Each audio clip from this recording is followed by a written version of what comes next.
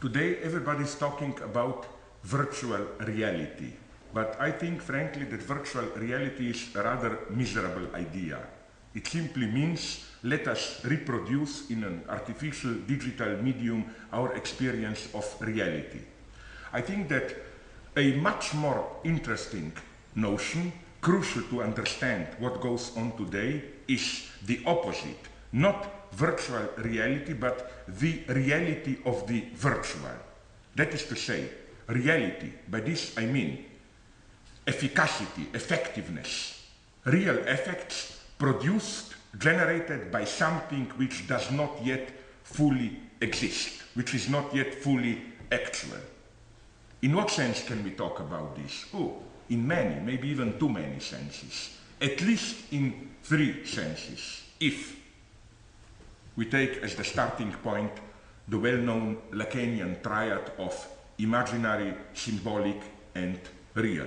We have, to put it in simple terms, imaginary virtual, symbolic virtual, and real virtual. First, a little bit about the first 2 of them, less important, and then, of course, the big topic, the real. Imaginary virtual, what it is.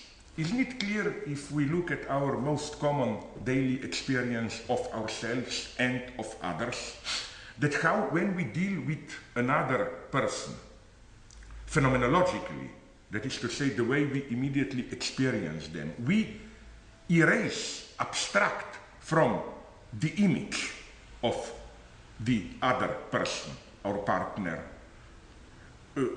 certain features which are simply too embarrassing to be kept in mind all the time. Like, I talk to you. Of course, rationally, I know you are defecating, you are sweating, not to mention other things, but quite literally, when I interact with you, this is not part of the image I have of you.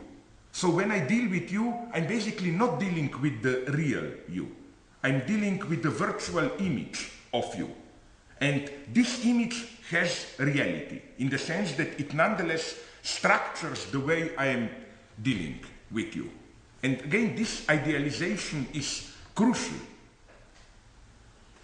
The negative proof, a wonderful one, would have been letters between James Joyce and his wife Nora, where, as far as I know, they went very, very far, almost to the end, into accepting each other in the vulgar reality of bodies, like all the sounds, the bad smells, and so on. That was even part of their sexual interaction. It's incredible. I admire this in Joyce. So, okay, this would be the first elementary level.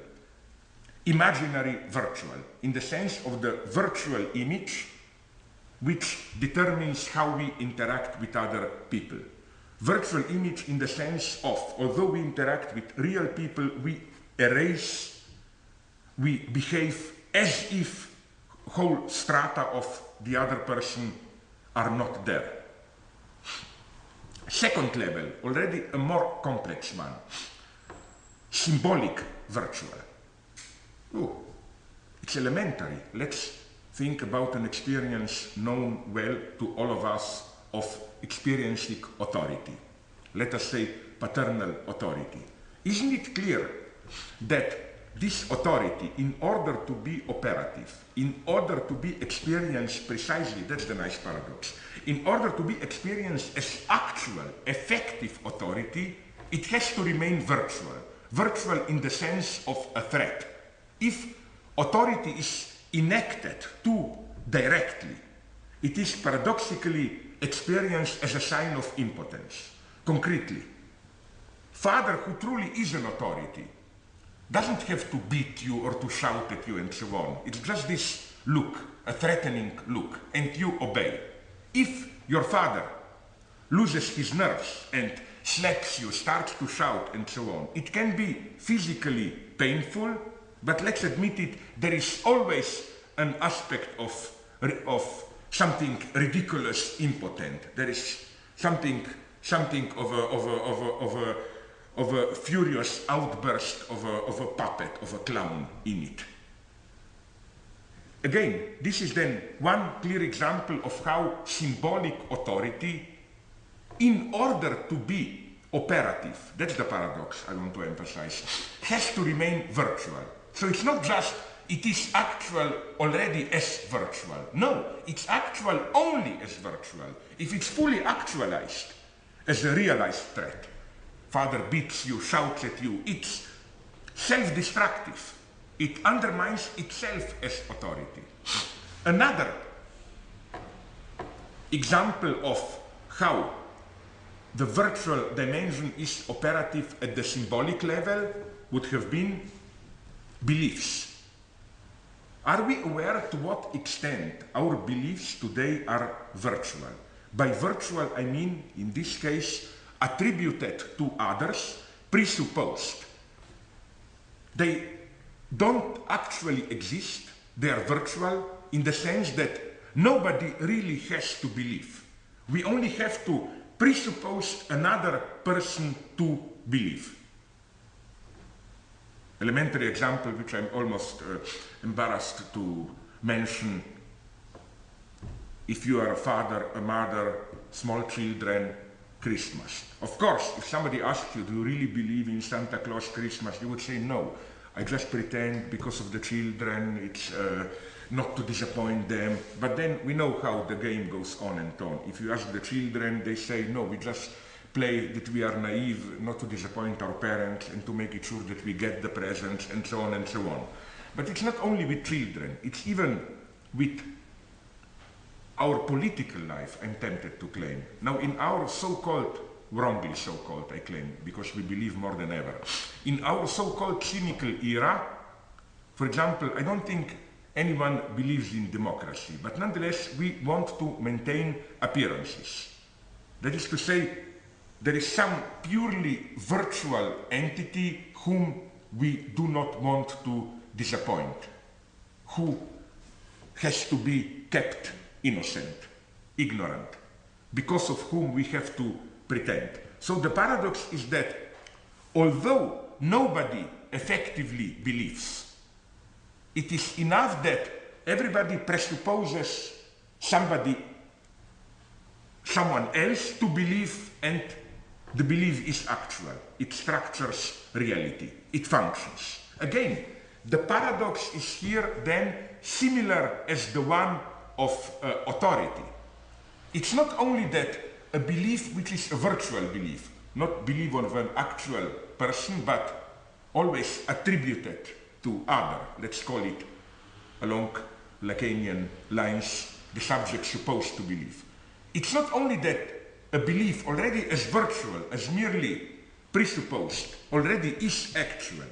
I'm tempted to claim that many of our daily beliefs, in order to function socially as beliefs, have to remain virtual in this sense. Because if we believe too immediately, then I think it's again self-destructive for an ideology. We no longer appear normal subjects, we appear idiots. Like we all know how it is when we encounter somebody who takes too directly his or her religious beliefs or political beliefs. There is something monstrous about somebody who directly identifies with it. It is as if he or she is no longer a real person. It is as if he or she turns into a kind of a puppet. So I hope now these two levels are relatively clear. The first two levels of virtuality, imaginary virtuality, symbolic virtuality. But now, of course, the true treasure is waiting for us, real virtuality. So, the real virtual. Well, the problem here, the catch, of course, is the notion of the real. So, this may appear boring, but we have to go again through the triad imaginary, symbolic, real. Because when Lacan defines this triad as the triad of a not, it means that they are literally interwoven in the sense that the entire triad is reflected into each of the three terms, which means, to put it bluntly, that there is, again, imaginary real, symbolic real, and real real. What would be the imaginary real? Images, but images which are so strong, so traumatic, that they are real, too strong to be perceived, but still images. Simply think about incredible, breathtaking catastrophes, think about monsters, think about precisely what in science fiction or horror is called the thing. Think about movies like Alien, these terrifying creatures too strong to be directly confronted, but nonetheless it's imaginary because it's an image which is too strong to be confronted. Even if you cannot confront it, we are still moving at the imaginary level. That would be the imaginary real. Then the symbolic real. It's simply, for example, scientific discourse, scientific formulas like quantum physics. Why is this real? For a simple reason. The minimum definition of the real for Lacan is that which resists symbolization, inclusion into our universe of meaning. And isn't it that precisely which happens, for example, with quantum physics? What is quantum physics? Formulas which work, experimentally confirmed, and so on and so on, but we cannot translate them into our daily experience of ordinary reality. As we all know, this is what is so traumatic about quantum physics. We literally cannot understand it. Not in the sense that we, common people, idiots, cannot understand it, only a couple of scientists can. Even they cannot. In what sense? In the sense that it just works, but if you try to build a consistent ontology out of it, again, you get meaningless results. You get time running backwards, you get parallel universes or whatever. In other words, you get things which simply are meaningless with regard to our ordinary notion of reality. So this would be symbolic real. Symbolic, obviously it is symbolic, formulas, pure signifiers. They function, it's a functioning machine, but meaningless. We cannot make any sense out of it. We cannot relate it to our experience, which is why we try so desperately to do it, which is why we try to invent metaphors to imagine quantum universe, but it cannot be done. Then, finally, we are coming to the real, which it's precisely not what is usually identified as the real. This would have been the first real, the imaginary real, a too traumatic image. What then is this famous real, the very core of the real? Let me approach it at two levels. The first level is still relatively close to the symbolic order. It would have been all that accompanies the symbolic level as its obscene shadow. Think about army units, how they function. You have discipline, symbolic machine, symbolic order, drill, and so on. But as we all know, this is sustained by a kind of obscene, shadowy reality of, among other things, so-called marching chants. In every movie about the Marines, you hear them. These songs which are extremely interesting songs that soldiers sing while they are training, marching, because they are characterized by meaningless rhymes combined with sadistic or sexually perverse obscenities. One example that I remember, I think it is from An Officer and a Gentleman, the movie, where Marines are singing something like, I don't know, but I was told that Eskimo pussies are rather cold. The enigma is, again, why does the military discourse need this? So this would be one level, this shadowy virtual reality of affects which has to accompany the official discourse. But let's move a little bit deeper.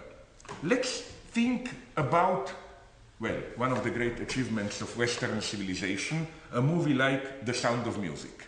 Officially, as we all know, it's a story about small anti-fascist democratic Austrians at the political level, that is to say. I will leave out all the singing aspect. Small, honest, democratic Austrians fighting, resisting the Nazi occupation of Austria in 1938. But, look at the movie really closely. Look at its texture. And you will discover a quite different reality, a kind of a virtual reality of the officially depicted narrative reality. If you look at how Austrians are depicted in the movie, you will discover, to cut a long story short, that they are precisely depicted as a kind of a smallish, beautiful, provincial fascists. Their idiocies emphasized as local folkloric dresses and so on.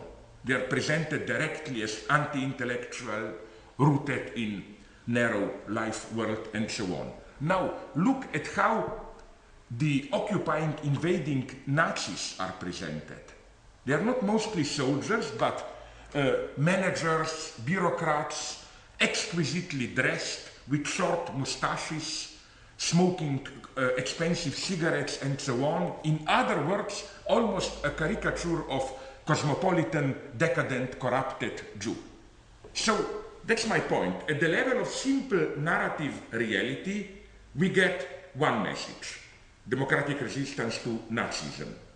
But at the level of, let's call it virtual texture, all this micro sense, maybe we could even call it writing, we get practically the opposite message, which is honest fascists resisting decadent Jewish cosmopolitan takeover. And incidentally, maybe this is at least one of the reasons why this movie was so extremely popular.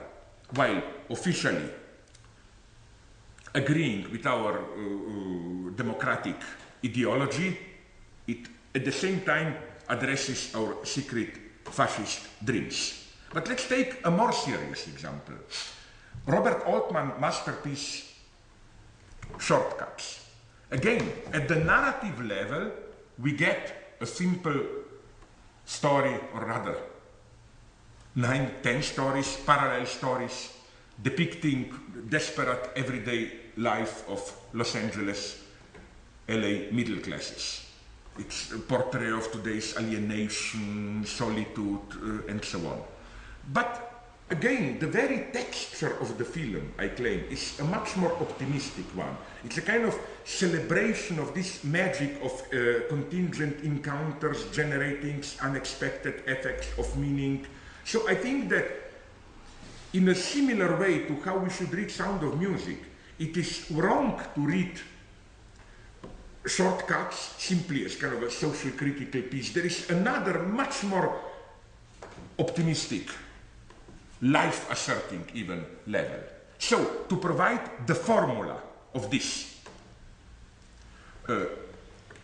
real virtual, let me refer to a recent paradoxical statement by none other than Donald Rumsfeld. I think that this statement was an important contribution to contemporary American philosophical debate. This happened in March 2003, just before the war on Iraq, where Rumsfeld elaborated the relationship between known and unknown. First, he said there are known knowns. There are things we know that we know, like we knew at that point that Saddam was the president of Iraq. Okay, everything clear.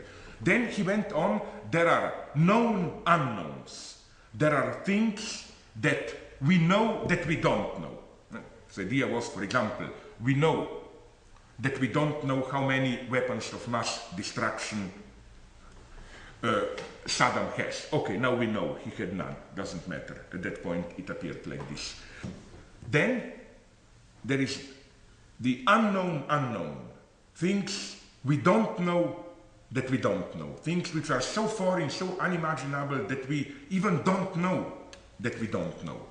For example, maybe Saddam had some unimaginable, totally unexpected weapon.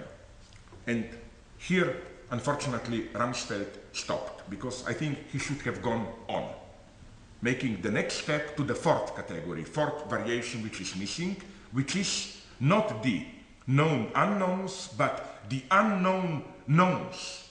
Things we don't know, we know them. We know them, they are part of our identity, they determine our activity, but we don't know that we know them.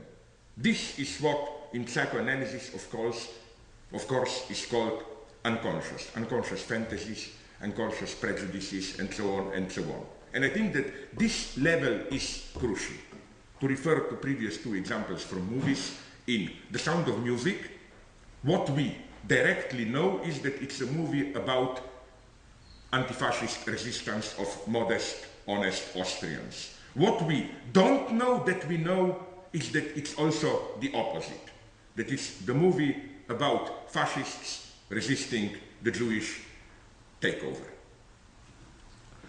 And the tragedy of today's American politics, I think, is that precisely they are not aware of these unknown knowns, which is why there was a deep truth in one of the statements of that unfortunate Iraqi Minister of Information. We were all laughing at him during the last Iraqi war because of his ridiculous statements denying the obvious. But at one point, I claim what he told was absolutely true. When, towards the end of the war, he was asked, is it true that Americans already control, American forces, part of the Baghdad airport? He said, not true, Americans don't control even themselves. Perfect truth. Why? Because they don't know what they know. And this, what you don't know that you know, controls you, but you don't control it. Okay, so now we come to the really real core of the real, much more fundamental than this still symbolic real, but which paradoxically is at the same time the most virtual real. It is what? Let us think about attractors in mathematics or in physics. For example, you have small pieces of iron and you throw them around a magnetic field. They are dispersed, following a certain shape, infinitely approaching this shape, but this shape, of course, is not existing it itself. It's just something that you can abstract, isolate from the dispersion of the small pieces of iron. That's the idea of virtual real. It's a shape. This is the real of this field, but it doesn't exist in itself. It's just an abstract form which structures the disposition of actually existing elements around it. Now, what has this to do with psychoanalytic problematic or even more with political problematic? My idea is a lot. Let's think about the precise status of trauma in psychoanalysis. It is similar to this non-existing attractor. That is to say, more closely, Freud shifted his position, as we all know, with regard to trauma. He shifted his position in a way which is, strangely enough, parallel to the shift in Einstein's theory of relativity, the shift from special to general theory of relativity. This shift in theory of relativity concerns the reference to the curved space, curvature of space. As most of us, I hope, know, for Einstein, in the first approach, it was the presence of the density of matter, of stuff, which curved the space.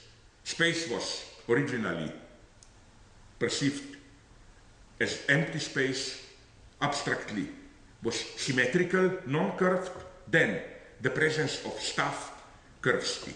But then, in a second step, Einstein accomplished a wonderful reversal. He just turned the terms around. It was not the presence of matter, of stuff, which curves the space. It was, on the contrary,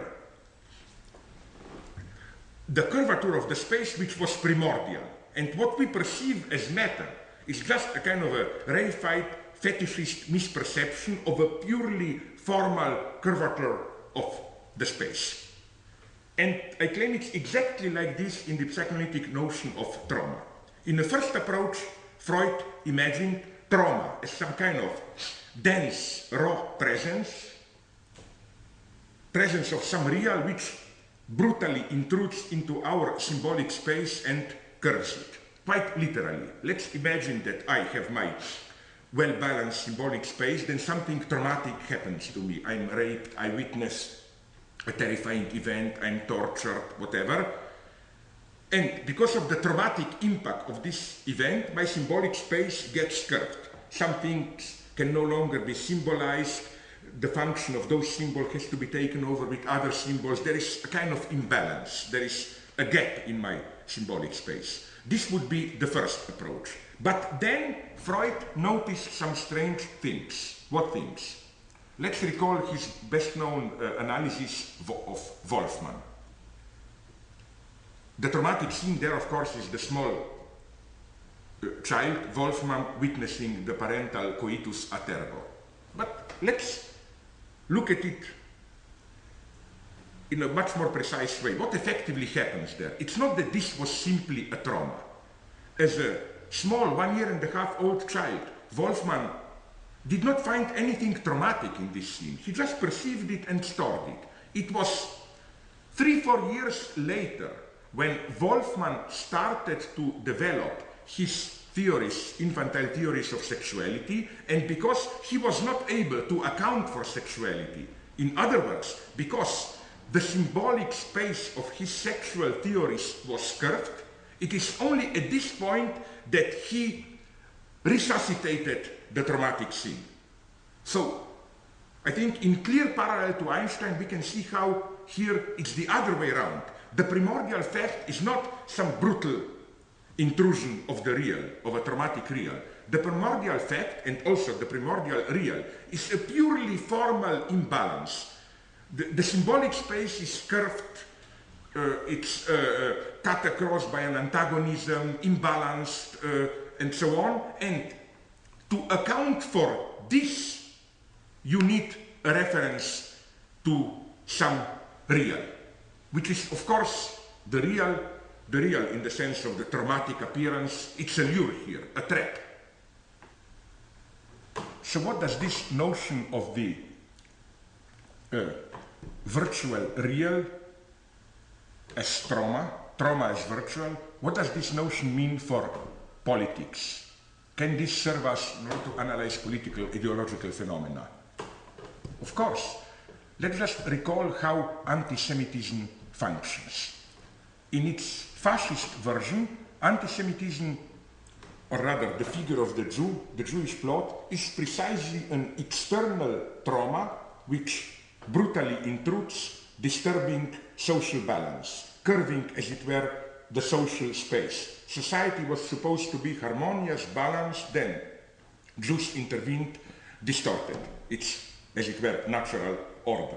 But of course, here at least we should be Marxist and turn things around. It's not that there is disorder, antagonism, disintegration, class struggle because of the Jews. Class struggle, or more generally social antagonism, comes first. That is to say, social space is in itself already curved, imbalanced. And in order to imaginarily, in an imaginary way, account for it, we invent the figure of the Jew. That is to say, we project the cause of it into the figure of the Jew. Even at a more fundamental level of today's economic constellation, I think that this notion of real as virtual, can help us to critically reject a category which is more and more popular with politically correct post-colonial authors, the notion of so-called alternate or alternative modernity. The idea is, to put it simply, the following one. Of course, there are inconsistencies, antagonisms, repressive potentials in the notion of modernity, which ultimately means, of course, capitalism as the force of modernity.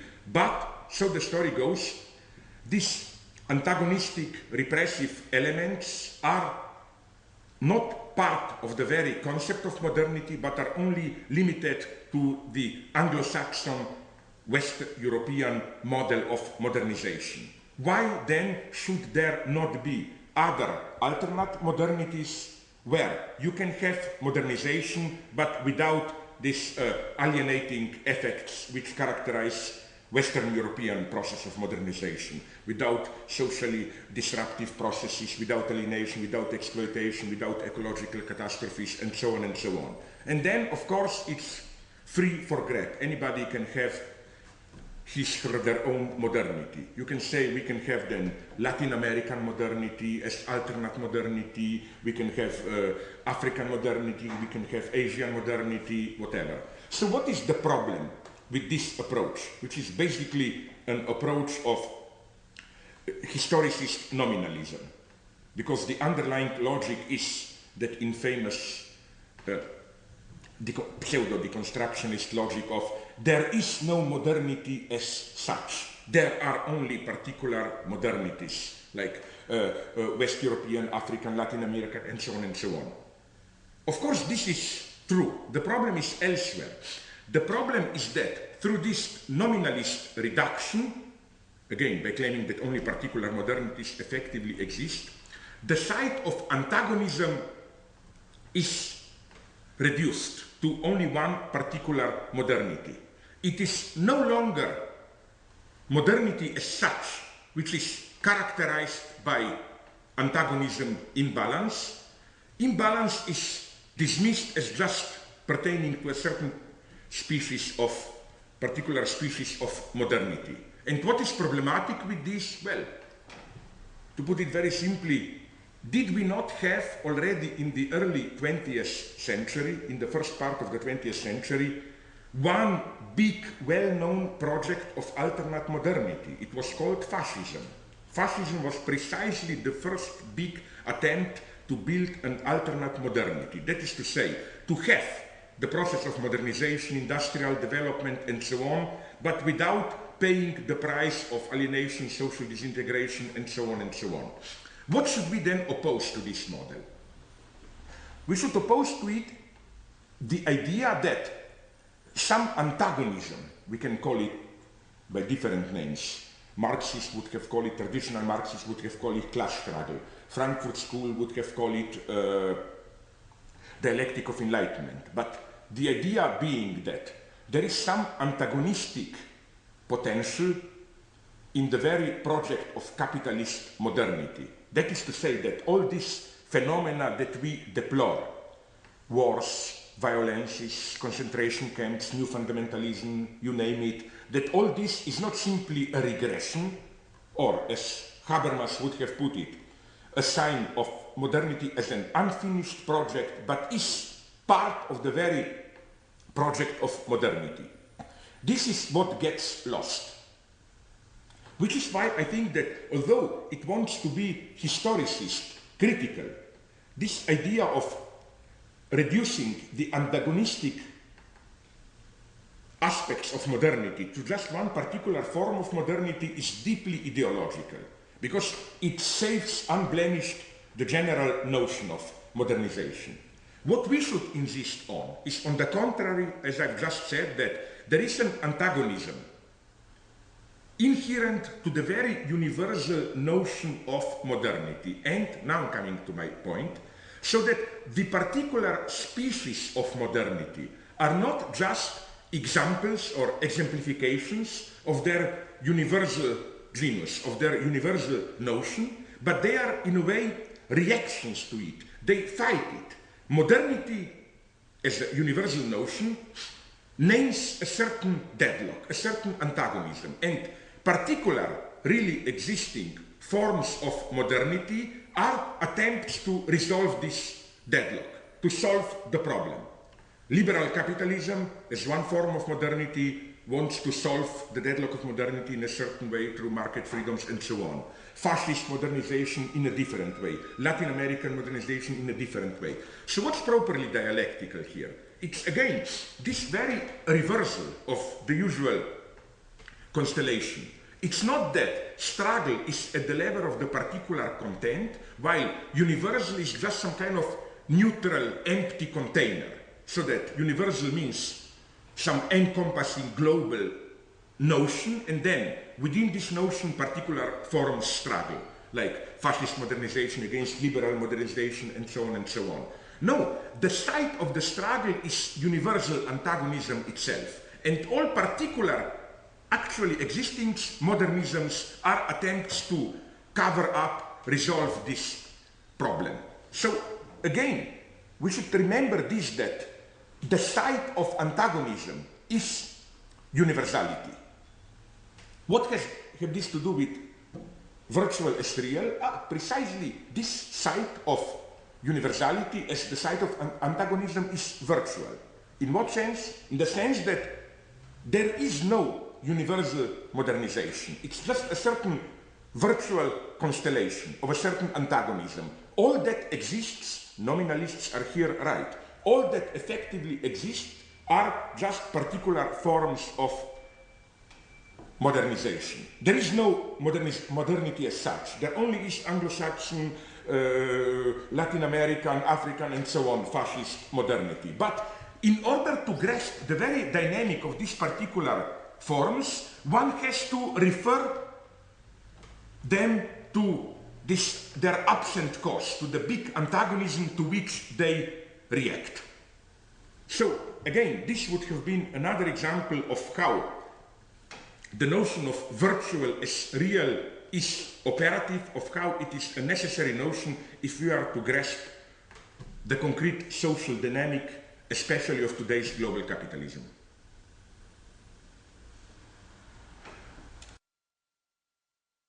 So the conclusion to be drawn from all this is that the category of the real is ultimately a purely formal category. It's not a category of some formless content, disturbing order.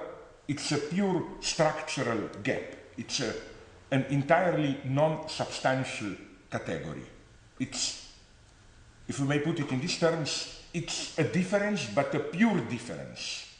A pure difference in the sense that it's a difference which is paradoxically prior to what it is the difference between.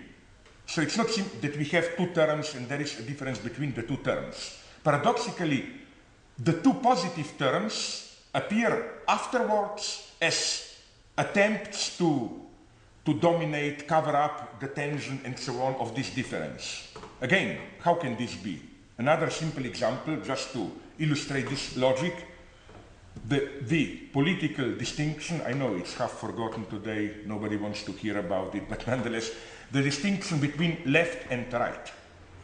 The first thing that strikes the eye about this distinction, if we take it seriously, is that it's not just a distinction within a certain social whole. It's not that in a certain society, if we take into account all political forces, we can say these are right-wing forces, these are left-wing forces, and then all the intermediate phenomena in between, center, center-left, center-right, whatever you want. It's different. It is that if you ask a right-winger how is the entire social field structured, you will get a totally different answer than if you ask a left-winger, or, for that matter, if you ask a centrist. To simplify it, a right-winger will tell you that society is an organic, harmonious unity, at least the traditional right-winger, and that left radicals are external intruders. What is anathema for a radical conservative is the idea that there is an antagonism, an imbalance inscribed into the very heart of the social edifice. For a left-winger, the struggle is admitted as central. So again, the point is that there is no neutral way to define the difference between left and right. In itself, it's a void. It's just that you can approach it either from the leftist or from the rightist point of view. And incidentally, for Lacan, it's exactly in the same way that also sexual difference functions. Sexual difference is not a difference between the two species of humanity in general, but it's the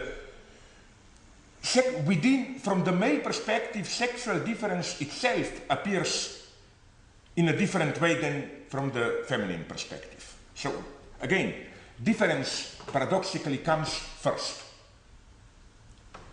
Crucial philosophically is this, let's call it pure formalism. And against the reproach that we are dealing here with some kind of idealism, isn't matter in its positive inert presence primordial, I think that we should reject this reproach and precisely insist on this notion of, how should I call it, purely formal materialism. Materialism is materialism of the difference. The minimal feature of materialism being that there is a pure difference, that there is a crack, an antagonism within the order of the one, that the primordial fact is pure self-difference. I'm very precise here. Self-difference and not any kind of these mythological polar opposites, feminine, masculine, light, darkness, yin, yang, and so on. I think that here radical materialism should be even critical towards Deleuze, Gilles Deleuze, who likes to assert some kind of primordial multitude as the ultimate ontological fact. From the radical perspective I'm advocating, multitude already is an effect of the inconsistency of the one with itself, of the fact that the one cannot coincide with itself. Or to put it in a slightly different way, we do not have some primordial polarity like masculine, feminine, light, darkness, and then we can play all these new age agnostic games of how in our era we put too much accent on one pole and we have to reestablish the balance, like we are too rational masculine, let's put more accent on the feminine emotional side, whatever. No, it's more radical. It's as if, as Lacan puts it, the binary signifier is primordially repressed, which means the second element is always missing, and this lack of the counterpoint, we have one, but we don't have the accompanying other. And this original imbalance then sets in motion the generation of multiplicity. Again, extremely simple example from one of the early movies by Woody Allen, I think it's Love and War, a kind of a parody on Tolstoy, where, again, the whole movie topic focuses on topic of Tolstoy. So, of course, our first enigma is here, where is Dostoevsky, the other natural supplement to Tolstoy? There is no Dostoevsky, so what happens in the movie as a kind of a return of the repressed is that in one wonderful short scene, when two main characters talk with each other, all the big titles of Dostoevsky novels emerge. Like, do you know what happened with that idiot? Ah, you mean one of the Karamazov brothers? Yes, he did his crime, it was punished, then he went underground, turned into a gambler, and so on and so on. So, the lesson of this is, ontological lesson, is one cannot coincide with itself, pure difference. Because of this pure difference, as a secondary effect, the multitude explodes. So, again, against the usual reproach, is this not idealism? I would say that today it is rather idealism which is materialist. today's opposition, I'm tempted to claim, between materialism and idealism is that today's idealism, or rather spiritualism, clings to this famous density, inertia of experience, of matter, of earth, of the stuff. No wonder that the greatest, arguably, spiritual movie director, the Russian Tarkovsky, was at the same time practically obsessed by the topic of inertia of matter, density of matter, matter in decay. In his films, when heroes are praying, they don't pray looking upwards. They pray by sometimes literally immersing their heads into mud, with close contact with earth. So I think the thing to do today is to oppose to this kind of spiritual materialism, the pure formalism of true radical materialism, which is why, for me, quantum physics is ultimately a deeply materialist theory, where you don't need any positivity of matter. You can do everything with purely formal oscillations and so on.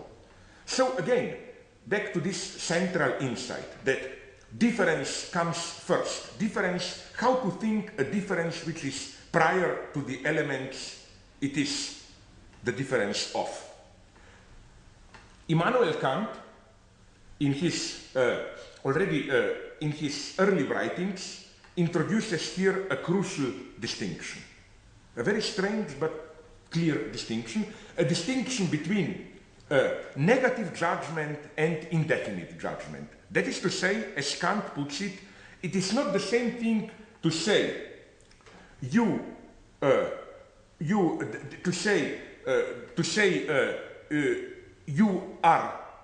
aren't human, and to say you are inhuman. If I say you aren't human, it simply means you are external to humanity. You are animal, divine, whatever. It's outside. But if I say as Kant puts it, if I do not simply negate a predicate, but if I affirm a non-predicate.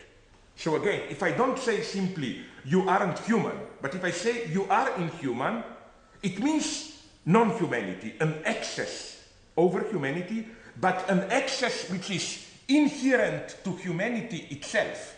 To give you another example, which will make it clear, let's just think about Stephen King, horror novels, the well-known category of the undead. We can feel the difference. If I say you aren't dead, it's not the same as saying you are undead. If I say you aren't dead, it simply means you are alive, and nothing more, nothing mysterious. But as every reader of horror novels knows, if I say you are undead, it means you are the living dead. You are alive precisely as dead. Immanuel Kant's point is that human freedom has exactly such a status. It's something which is neither nature, animals are not free, they are enslaved to their instincts, nor culture. Culture is already symbolic law, symbolic regulation. But the conclusion to be drawn from Kant and consequently from Freud and Lacan is that what cultural symbolic prohibitions try to regulate, to master, to dominate, to domesticate, whatever you want, is not directly nature, natural instincts, but it's this zero-level inhuman excess, to use Lacan's pun, the extimate kernel of humanity. The inhuman dimension in exactly the same sense in which we talk about the undead. Not inhuman as external to humanity, but a monstrous excess of some radical wild freedom which is inherent to humanity itself.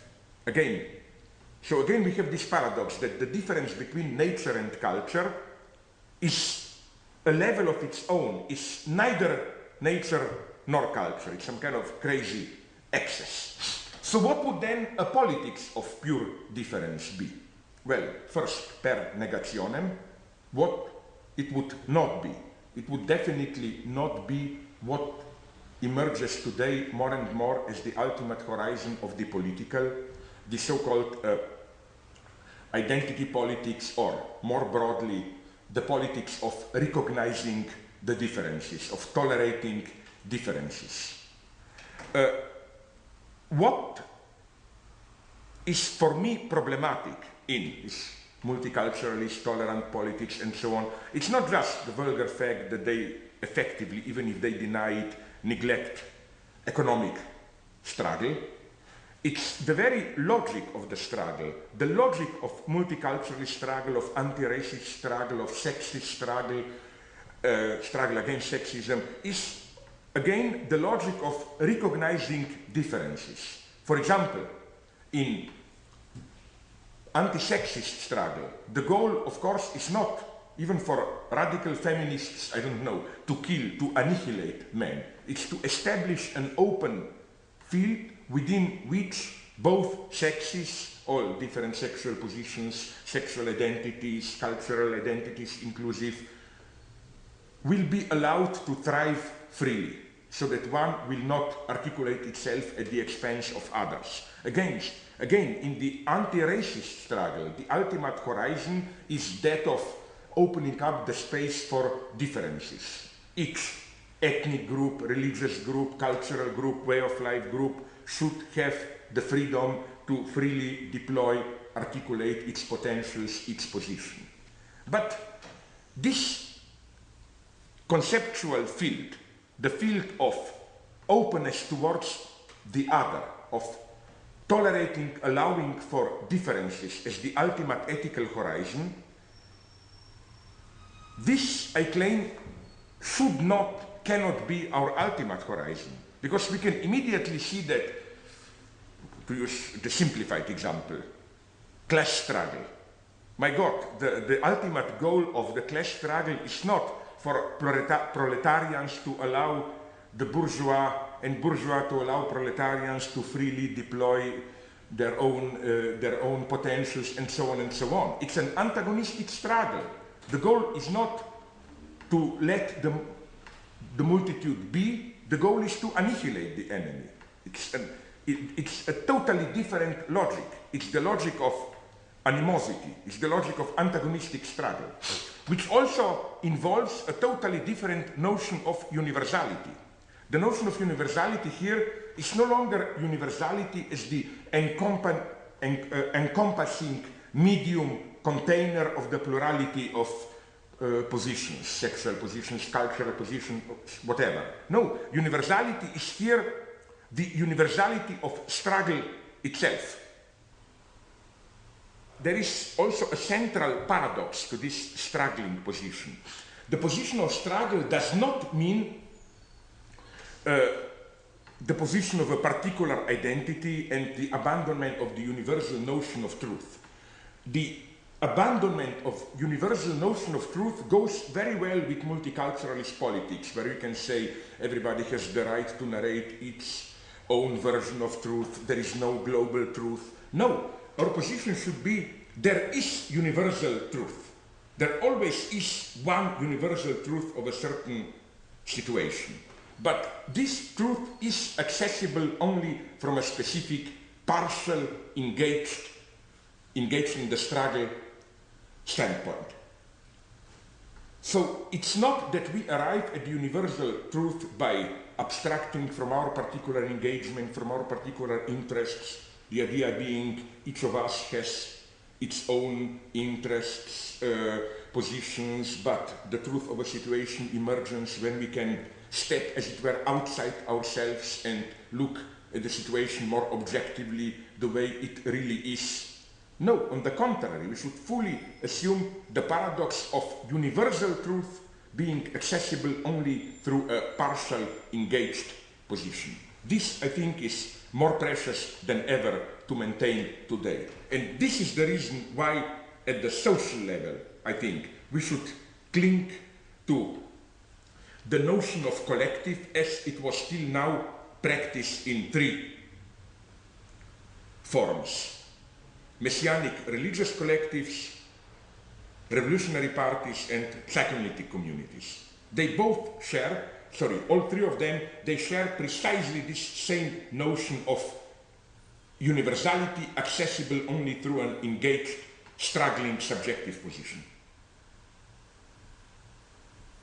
This politics of pure difference is opposed today by another, I would call it, politics of the real, but the real of the superego, in precisely the sense I already talked about, that is to say, superego injunction, the obscene virtual superego injunction to enjoy.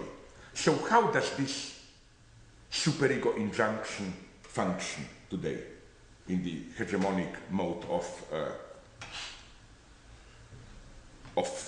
social identification?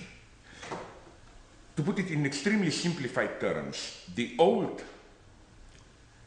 functioning of ethics was that of moderation. The ultimate task of ethics was to moderate it, like do it but not excessively, eat, drink, not too much, sex, not too much. It was the ethics of the proper measure. Today, I claim a different kind of ethics is emerging. An ethics which, on the one hand, allows you limitless consumption, no moderation, go to the end. But why? Because the object in itself is already deprived of its dangerous substance, as it were. The whole series of products that we find today on the market, decaf coffee, beer without alcohol, sugar without sugar, and so on and so on. That is to say, the product where you get the effect, but deprived of its potentially dangerous substance. So that today, the injunction is no longer drink coffee, but moderately. It is have as much coffee as you want, because coffee is already in itself decaffeinated coffee. Maybe the best, slightly tasteless, but what the hell, why not? The best metaphor for this product is something that I saw 2-3 years ago in Los Angeles. It's the paradox of a chocolate laxative. Of course, chocolate being that which gives you constipation. With the publicity, I remember it, still constipated, not a problem, eat more of our chocolate. So that's the paradox, that the chocolate is already its own remedy, in a kind of almost Hegelian direct coincidence of the opposites. So why is this interesting? Precisely because I claim it's not limited only to phenomena of commodities. What interests me is how we can locate the same logic, also the same paradoxical logic of a product being its own counter effect already, and also within the social field. For example, let's take the big topic of tolerance. What does it mean? I claim it has precisely the structure of chocolate laxative. That is to say, tolerance is a mode of appearance of its own opposite, of intolerance. Because what does it mean, tolerance, today? It means tolerate the differences, which again means don't harass me. Tolerance means tolerate me, means don't harass me. What does it mean, don't harass me? It means precisely don't come too close to me. If you come too close to me with your excessive enjoyment, you disturb me, you harass me. So we have then this idea that practically everything can be a form of harassment. I look at you, it's potential sexual harassment. I speak too loudly, it's verbal harassment, whatever. Everything, every over proximity of another human being can be potentially a form of harassment. And I think that this fear of harassment is precisely fundamental form of intolerance today. And so, again, I claim that when we talk about tolerance today, it means precisely tolerance as avoiding harassment, which means intolerance. It means let's tolerate each other, again, which means let's keep from each other at a proper distance from each other. Yet another chocolate laxative phenomenon, isn't it the way we deal with wealth today. The exemplary figure today for me here is somebody like George Soros. Half the day he engages in the most ruthless financial exploitations, ruining the lives of hundreds of thousands, even millions. The other half, he just gives part of it back. So the morning is chocolate, the afternoon is laxative, like, you know, involved in all these human aid programs and so on, political democratization and so on and so on. So again, instead of simply not engaged in ruthless speculation, he does it, but then includes counteraction. And even more radically, is it not exactly the same with war today?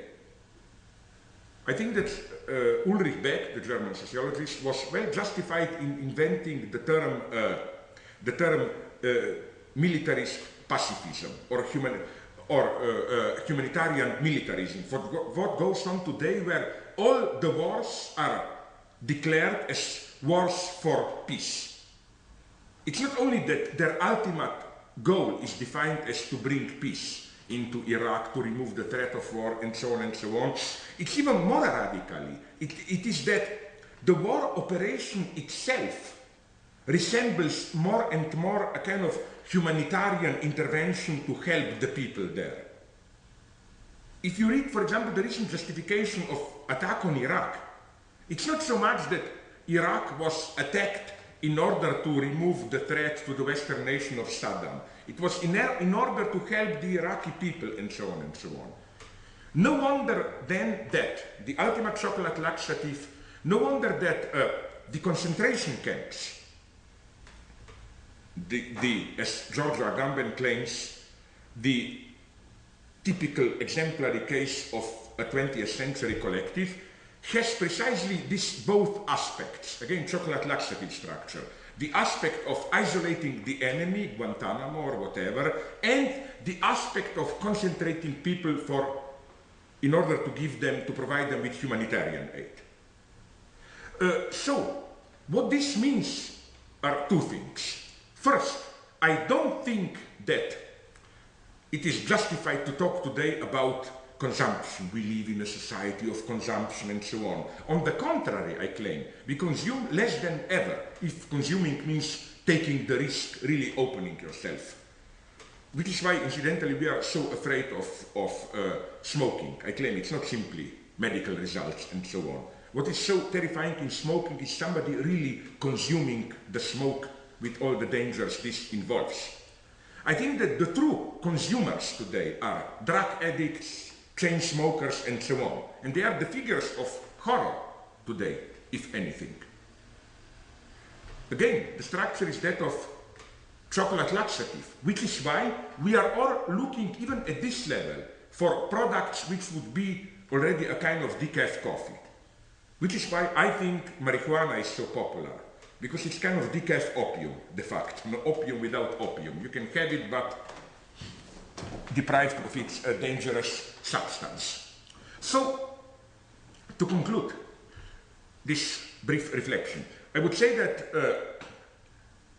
today the fundamental, as it were, ethical injunction, the injunction society bombards us with, is no longer the injunction to control yourself, to repress your strivings or whatever. It's on the contrary, the injunction to enjoy it, to go to the end. This is what we feel guilty about today. And this, I think, also changes fundamentally the role of psychoanalysis. It does not make it outdated, it's more actual than ever. Only its function fundamentally changed. In the good old days, or so it appeared, now it's clear that it never was simply like that, the idea was the following one. Let's say you are sexually frustrated because you internalized some paternal or other prohibitions, you cannot enjoy sex, and the function of psychoanalysis is to release you of the pressure of this internalized prohibition, so you can let yourself go, you can enjoy. And in other words, you feel guilty if you transgressed social prohibitions in order to enjoy. Today, it's almost the opposite. You feel guilty if you cannot make it, if you cannot enjoy. And we shouldn't take here enjoyment just in the immediate sense of sex, sexual pleasure, of drinking, whatever. It can be enjoyment of power, social success, professional success. It can be even spiritual enjoyment in the New Age sense, Gnostic sense of realizing your ego and so on and so on. What we are getting today is that you feel guilty if in this sense you cannot enjoy yourself.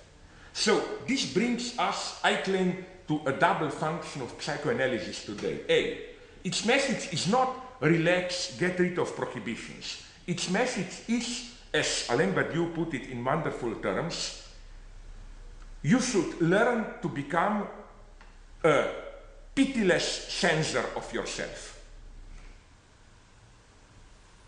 The role of psychoanalysis today, it's not to enable you to enjoy, but to open up a space in which you are allowed not to enjoy. That's the fundamental message of psychoanalysis today. You are not obliged to enjoy. You are allowed not to enjoy, which of course, it's not the same as saying you are prohibited to enjoy. Just you are allowed not to enjoy. This confronts us furthermore with the paradoxes of today's superego, which is how, on the one hand, permissivity ends up in its opposite. Like today, the injunction is enjoy, the result is more prohibitions, regulations than ever. You can enjoy yourself, but in order to enjoy yourself properly, you are ordered to what? Not to eat too much, to engage in jogging, to take care of your fitness, not to smoke, and so on and so on. Just look around, and I think there is nothing more miserable today than those younger couples or people who organize their life in order to enjoy themselves. The regulation is total. On the other hand, we have the opposite paradox, which is that the so-called newly emerging fundamentalism is not here in order to introduce some new stability, to give you firm ethical foundation in today's world where there are no firm, stable values and so on. But on the contrary, I claim it is here to open up a kind of a false space of freedom. I'm referring here, of course, implicitly to Lacan's famous reversal of the Dostoevsky motto. According to Lacan, it is not that if God doesn't exist, everything is permitted, but if God doesn't exist, everything is prohibited. This is the lesson of the hedonistic yuppies. And the opposite lesson, no less crucial, if God exists, then everything is permitted. Which means, if you can justify your role as that of being the instrument of the divine will, in other words, you hear voices, you have the contact with the guy up there, either George Bush or Osama bin Laden. As many people notice, this is what they have in common. They both hear directly from up there. Then you can do whatever you want. You can do terrorist acts, bomb countries, and so on and so on. So here we see how difficult it is to orient ourselves in today's constellation where there is a certain urge to false freedom inherent to the system itself. Which is why I claim the main task today is to reinvent utopia, a space of utopia. What do I mean by this? It's not, of course, the old-fashioned utopia, which is the utopia of imagining ideal world about which we know in advance that it will never be realized. The big models here are, of course, Plato's Republic, Thomas More utopia, and we should not forget Marquis de Sade, philosophy in the boudoir. That's the classical utopia. Then we have what I'm tempted to call the capitalist utopia, this unbridled solicitation of new and new desires, which can go pretty far. Like today, I learned that in the United States, they are in some communities seriously considering the idea that necrophiliacs, those who want to play sexual games with corpses, dead bodies are seriously deprived. So isn't it the duty of our society to provide them with corpses? Can it be done in some way so that people sign voluntarily in the same way that you sign that if you die, your heart, your organs can be used, that your body can be used to be delivered to necrophiliacs, and so on and so on.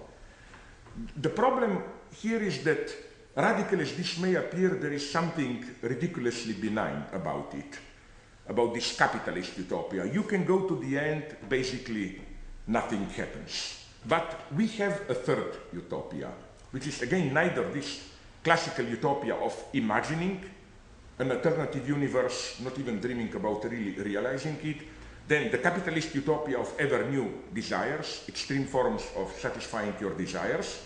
There is a third mode which I would say is precisely the real core of utopia. I think a truly radical utopia is not an exercise in free imagination.